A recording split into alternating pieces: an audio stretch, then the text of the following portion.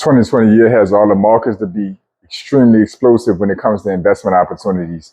You're probably watching a bunch of Instagram reels or videos on YouTube talking about all the top stock picks or all of the real estate opportunities, etc. But you're sitting there wondering, should I be investing on my own or should I just focus on the retirement accounts that I have? Am I missing out by not investing on my own? Am I missing out by not taking advantage of the benefits of my retirement account? It's a damn good question that a good bit of my actual real life clients have when they're trying to figure out what's the best way or most efficient way for me to invest. I want to give you the context of how you can make that decision. I can't make it for you. I can't consult you because I'm not directly your banker per se, but I am your banker here on YouTube. So I want to give you the context that you need to make that decision. Some of the things to consider going into 2026, the landscape. Should you be investing on your own? Should you be focused on your retirement accounts? At what point are you trying to do both? That's what I want to give you clarity on in this video. So I'm going to dive right into the conclusion portion, and then I'm going to work out into the context around it. The conclusion is, ideally, you're going to do both because they're going to serve somewhat different purposes to get you to the same goal, which is building up a goose egg, a retirement egg for yourself. But your retirement accounts, if you're thinking 401k, employer-sponsored retirement plans, or separate IRAs, whatever the case may be, where you may have your employer supplementing it, or it's like something that is tax sheltered, that's going to be something that you're going to want to take advantage of most of the time on the front end. It's going to be something you're going to want to start your financial journey out, whether it's brand new into the workspace or if you're rebuilding, you're finally getting stable on a job or stable with income, etc. You want to take advantage most of the time of those plans because you're going to get employee money poured into it. You're going to get tax shelter, tax benefits in it, along with your own contributions and market growth. So a lot of times I advocate take advantage of your 401k, your 403bs, whatever type of retirement plan is available for you. 9 out of 10 times, it's a good idea to at least get to the match level with those. Now, the IRA side of things, usually I recommend take advantage of any account that's going to give you employer contributions first. Get to a decent level on your contributions there. If you have some overflow or some leftover, work towards your traditional and Roth IRAs based on what makes the most sense for you. You can usually do, at least at the time of this recording, up to $7,500 a year and contributions there. So this kind of maxes out your tax shelter employer sponsored plans and gets you the benefits of market growth without having to be a whiz at investing or having to understand the investment strategy in crazy depth. You can let your employer take care of the investment strategy in the retirement accounts there. And if you get your own IRAs, you can probably do like a general index fund or ETF of some sort. Tracking the S&P 500 is a popular one. But when we start talking about investing on your own, we're talking about real studied, vetted opportunities, most likely. We're talking about you knowing a sector or maybe even particular companies that you think are going to do exceptionally well in the near, moderate, or long-term future. This is when you've done your due diligence on investment opportunities. And that's when you're going to want to make that pick.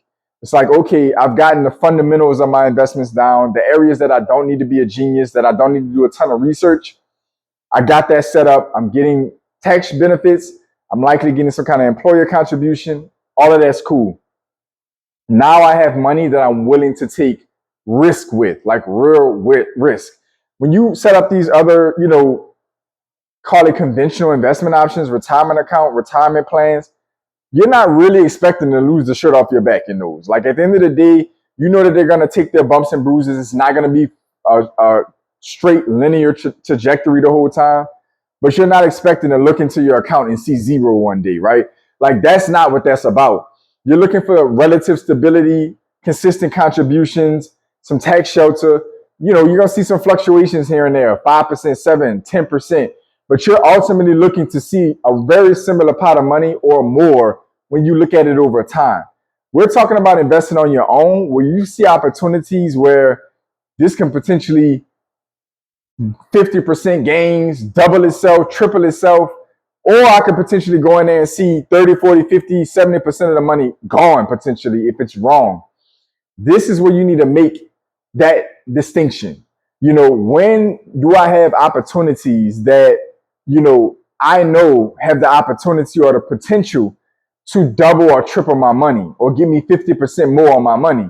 Something I'm not hardly ever going to see in a single year or a couple years time in my 401k or in a regular IRA chasing the S&P 500. Very unlikely. It happens on occasion, but very unlikely. When a handful of companies or a particular sector or subset of opportunities can do an Nvidia type of thing the last 5 years, or Palantir, for instance, at the time of this recording, stocks that have gone up 100%, 200%, 300%.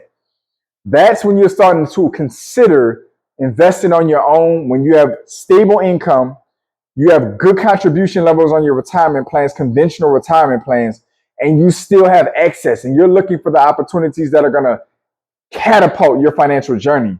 Now we're starting to look at investing on our own. So my banker had is sitting there with you at the table saying, okay, we have an additional $500, $1,000 a month. Maybe we have a lump sum that's come in outside of our conventional financial structure. Now we need to start looking at opportunities that have real growth potential. Now we're looking at crypto opportunities. We're looking at monetary metal opportunities like gold and silver. We're looking at like gold and silver miners might be a better example. We're looking at, Palantir type opportunities, Nvidia opportunities, AI opportunities. Now we're looking for opportunities that have significant growth potential, significant risks to come along with that. In 2026, the environment is looking likely that interest rates are going to come down. The Federal Reserve is already planning to cut all year. President Trump's going to have the opportunity to appoint a new Fed chair May of 2026 that is likely going to be favorable to what he wants is significant rate cuts. So we're probably going to get something maybe in the middle. The Federal Reserve is projecting to do slow, easy pace rate cuts. President Trump wants it cut tomorrow, all the way down to zero tomorrow if it was up to him. We're likely going to get something in the median of that if things play out the way they look like they're going to play out now. What that means for your investment opportunities, the stock market generally does well in a lower interest rate environment. So your conventional retirement accounts are probably going to perform reasonably well, given other factors that we may not know for 2026. On the flip side of that, there's other mechanisms like interest rate changes. Is inflation going to stay stable? There's, geopolitical circumstances that can make certain industries take off. There's a myriad of factors that can influence other sectors, individual opportunities to do tremendously well in a short window of time. You want to be looking out for those opportunities. We just made a certain strategic deal with a South American country that has a certain special mineral resource that we are going to have better access to, or that certain U.S. companies will have access to now because of that deal that was made between these two governments. Situations like that, where you're digging into the weeds, you're reading magazines, pulling up articles, and seeing indirect geopolitical, political, economic circumstances that can lead to tremendous investment opportunities. The environment that we just came out of was ripe for an Nvidia, for a Palantir type of situation the last 3 to 5 years, as those stocks have done tremendously well. We're seeing Netflix do a split. Shout out to my guy, the credit cousin. If you catch the video this far in, he and I were communicating. He's telling me about a stock split. I wasn't even paying attention to the Netflix situation that's going on right now at the time of this recording. This is where you start to make a decision. When do I have the excess capital to take the risk for the potential reward? I'm going to encourage you as a banker to get your conventional finances in order.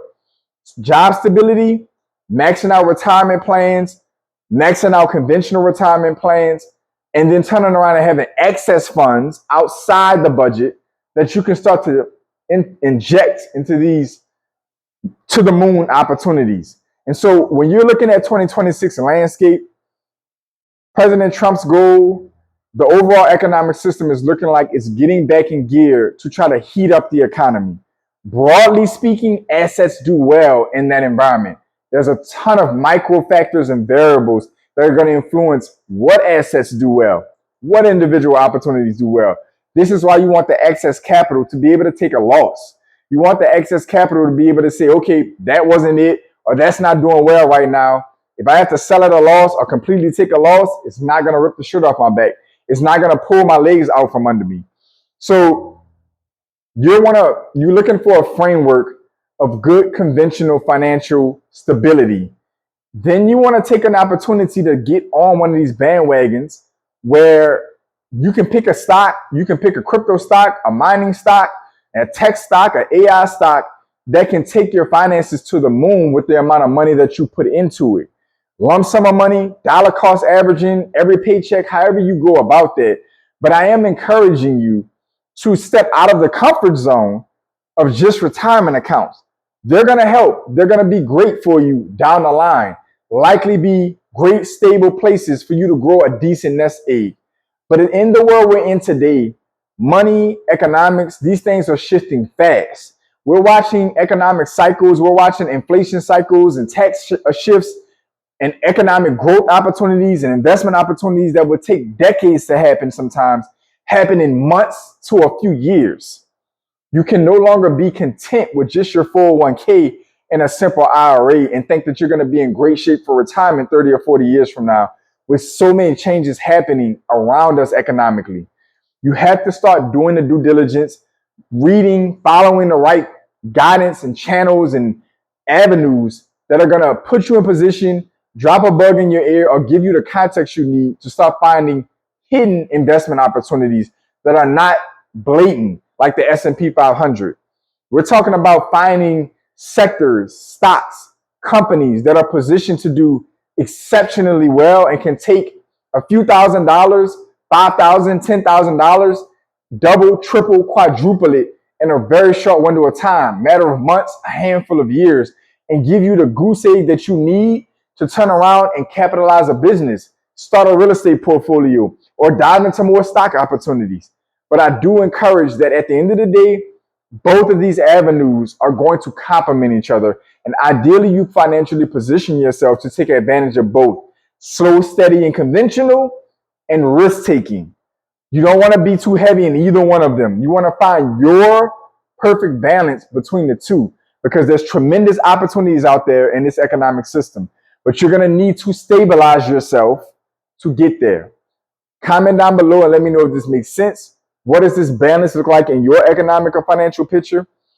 Have you been confused? Has this been a question that you've been asking yourself for a while? Let me know in the comment section down below if you've been on the sideline confused on where you should be pouring your time and attention when it comes to investing. Comment down below and let me know any questions or clarity that you may have or clarity that you may need. Drop in the comment section and let me know down below. To all my pioneers, welcome back. To our new viewers, welcome in. I want you to like, comment, share, subscribe. If it gives you the option, boost the video. Support the channel so the channel can continue to support you. Get in the description section down below so you can tie in with me on Instagram for more insights, more content, and more inspiration. You also get more insight on my personal financial journey or my personal professional journey on my Instagram, slowly but surely there as well. So get in the description down below and tie in with me there. I want you guys to stay focused, stay in motion. May 2026 treat you well, and I'll see y'all soon.